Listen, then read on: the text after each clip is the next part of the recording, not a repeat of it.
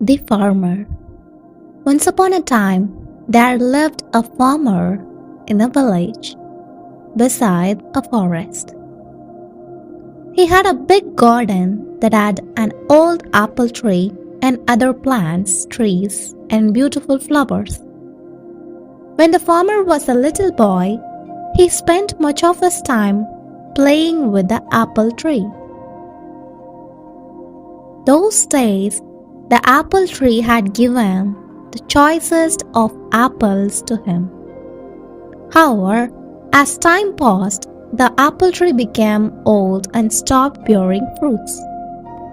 Now that the farmer was not getting any apples from the tree, he decided that the tree was useless.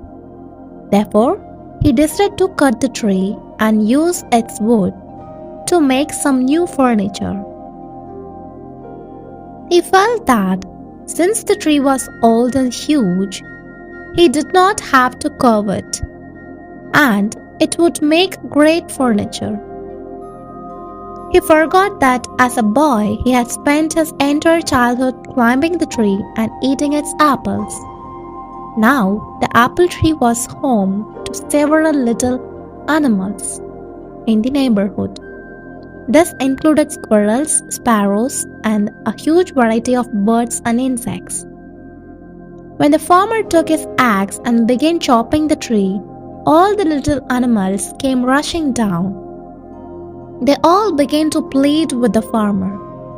They gathered round the farmer and said, "Please don't cut the tree. We used to play with you when you were small under this very tree. This is our home, and we have no other place to go." The farmer was adamant. He raised his axe, and the commotion grew. "Please don't chop and destroy my home and kids," cried the squirrel. "Please don't chop and destroy my nest," cried the little birds. "Please don't cut the apple tree," cried the grasshopper. The farmer, however, forgot his childhood and his animal friends. He began to chop the tree harder. All the little animals became desperate and wanted to protect the apple tree at any cost. The little animals said, "We will sing for you when you are toiling away in the fields. We will look after your little boy. He will not cry, but instead we will be entertained and happy. You will like our songs and will not feel tired." However, their cries for help fell on deaf ears. Despite all their requests, the farmer continued to chop down the tree.